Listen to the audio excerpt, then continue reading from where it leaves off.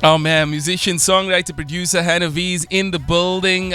Coincidentally, we are playing a song in the background. Was it a coincidence, bro? Was it a coincidence? Was it a coincidence? Or did I just do my research? We'll see. Listen, firstly, welcome to Get Up FM. Welcome to Saaiman Says. Thank you so much for having me. Oh man, listen, I want to talk about a particular moment. Yes. This song, I know, obviously I've researched, I got all the information, I know who you are, I know what you do. You've toured with Rihanna before. Yes, sir. Wow. It was incredible. It was, right? Yeah. I can imagine. I mean, we're talking about massive scale, global arenas, global tours, big shows. Yeah. But you know what? For me, the best thing about touring with artists that big is you work with the best musicians in the world. Yeah. Because for me, all the big stages and the parties, whatever, it's great. Yeah. It's a nice perk.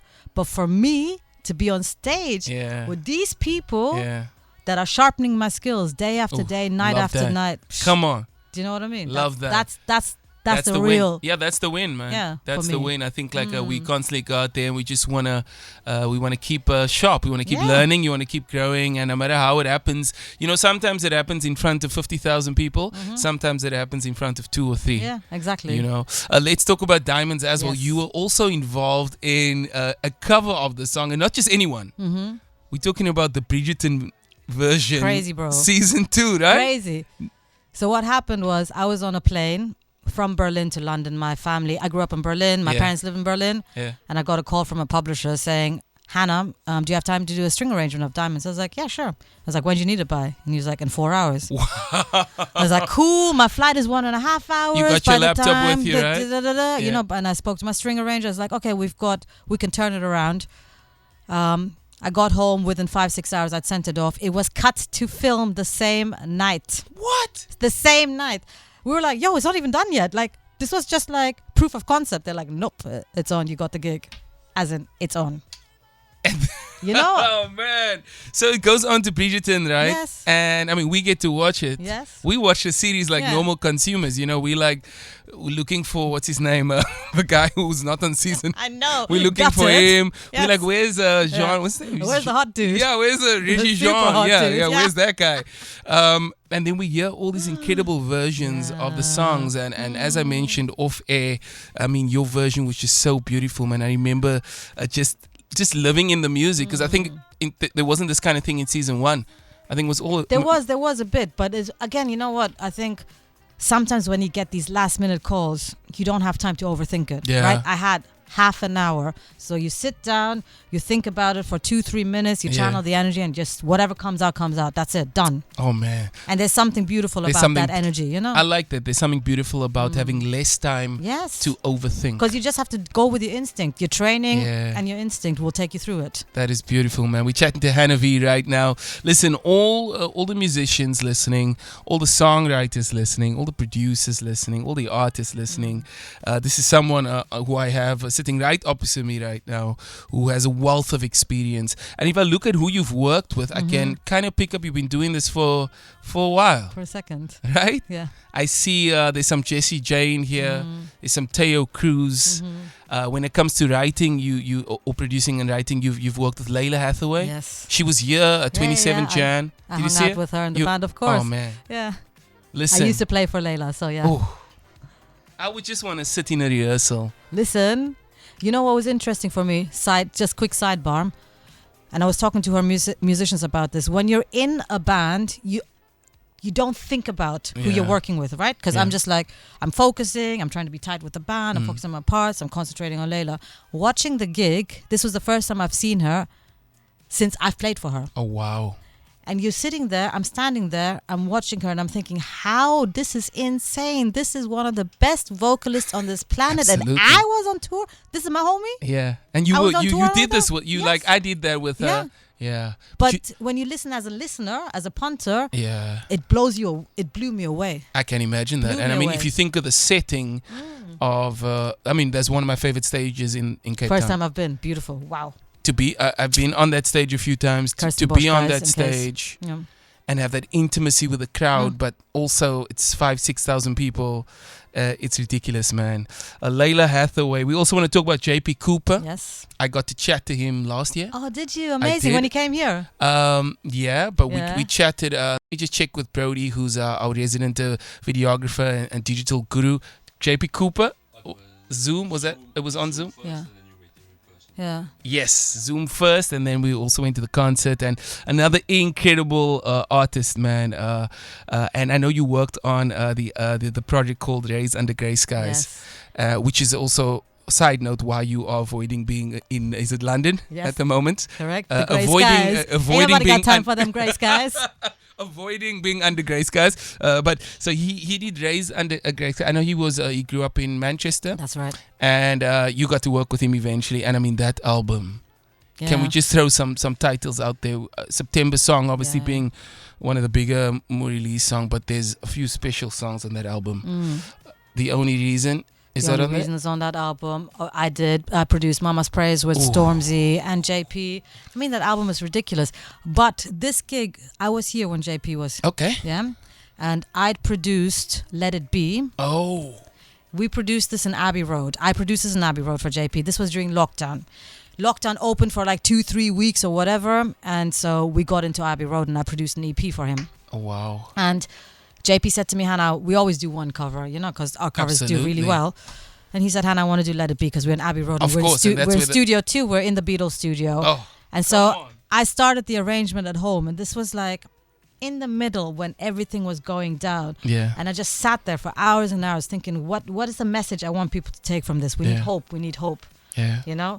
So long story short, I do the arrangement. We get to Abbey Road. I've got 2 days to cut a 4-track EP. It's my first time at Abbey Road. Wow. So I'm freaking out, but it was amazing. The team was amazing. My musicians are crazy. My engineers are insane. JP is a dream. And then JP just comes in with a vocal as well, man. Yeah, a special so artist. Beautiful, right? Then the version goes viral in South Africa. Okay? Then I'm here. I land a day before JP's gig here. I go to the gig.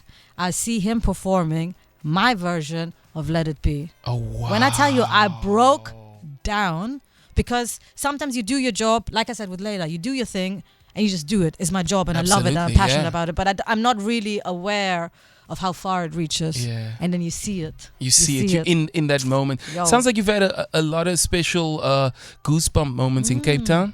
I have. You love this place. I do love this place. So you came here for the first time a year ago. Correct. And since then you've been here? 4 times. 4 times. That's like, I mean, you my almost been family here. in India are like, Hannah. My people's in LA are like, yo, Hannah, you ever come here? I was like, yeah. What's up? Wow, man, that's so incredible. There's Look, an energy about this place, right? Yeah, I don't need to tell you guys. I mean, we know it, but I think in the same breath we need to be reminded about it, because similarly, like when you're playing keys for Rihanna, when you're playing for Layla Hathaway, you in the thing.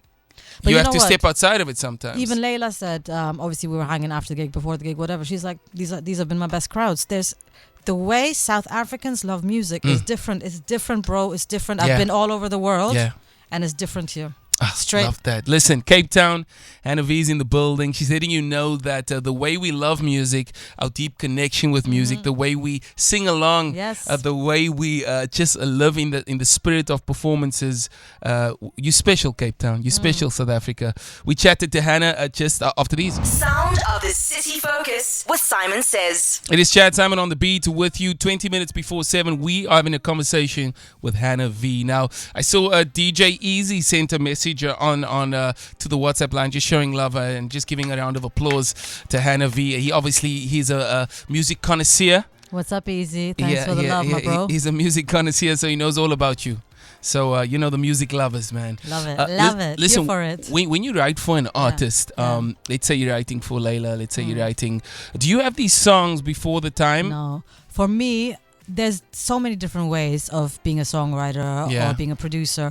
But for me, I like to catch the moment when it happens, right? Yeah. And I was actually talking to a friend about it the other day. And what we're trying to do is we're trying to catch lightning in a bottle, right? Wow. We're trying to catch fairy dust. And it's slippery, right? Because I will listen. Maybe I'll listen to the artist before. Maybe I won't. Maybe I'll definitely have a quick WhatsApp chat before so that it doesn't feel like we're strangers. Yeah. But then for me, I like to really go in with a blank slate and just be like, what do you want to do? What do you want to write today? How you feel? Do you want mid-tempo? Do you want a ballad? Have you had a good day? Have you had a bad day? Do you want to go gully? Do you want to go sad? Let's go, and it's a big risk I take by not prepping. But for me, those are the beautiful moments. Absolutely. When somebody's a bit upset, let's write about that. When somebody's had a great experience, let's write about that. If somebody's like newly in love, let's write about that. You're writing in the truth of the moment. And for me, and it means that sometimes it bombs straight. That's the risk I take. But when it works, it's beautiful, it's magic. It's bigger than when it's pre-planned. Yeah. I will always take that risk, like when two people walk into the studio, so a producer and an artist, a lot of the time, like what you're saying is you both walk in there not knowing what's about to happen. And not even knowing each other. Wow. Right? So you're just like, I think that's the artist. Hey, are you so-and-so? And then an hour later, we're meant to, we are writing. Yeah. We're in it. Yeah. It's such a beautiful, vulnerable space. And I think it really is. I think more and more, since I've been on air, we talk about songwriting and getting the understanding of how things are created. Because I think as listeners, a lot of people just enjoy a song. And that's great too, right? Yeah, of course. A lot of people, that's all you need sometimes. They don't need to know how the process is. That's my job, right? That's not your job. Enjoy it. Love that. Let's talk about some of the other places you visited. How are you when you head to other countries on tour? And do you always try and get in studio when you travel, or do you sometimes just do the music, do the performances? When I was on tour, so I don't play live anymore at all. For me, it was very important to separate my producer life from my session musician life. Yeah. And I have to admit, when I was a session musician, you're tired, you're in the middle of a tour, you're doing 4 shows a week, you're on a flying tour, you're different time zones.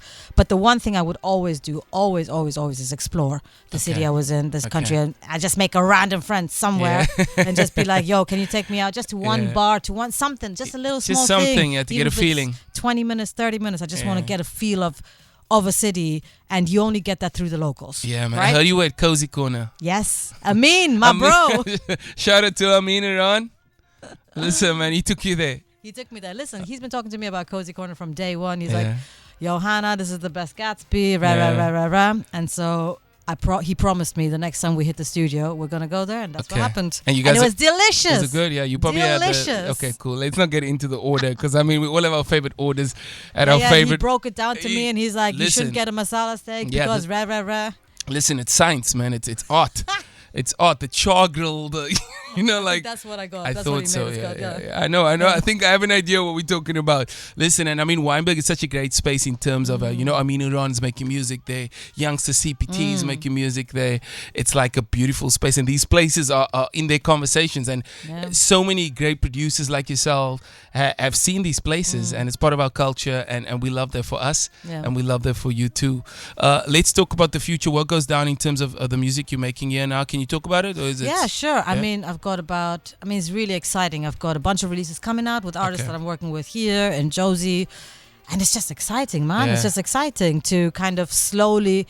I feel like I've been, sowing the seeds last year, and now slowly, things are starting to happen. I'm patient. I know I can't just come into a new territory and be like, ta-da, it's Hannah V. No, you gotta meet people. You gotta learn about the culture. You gotta, sit and vibe with people.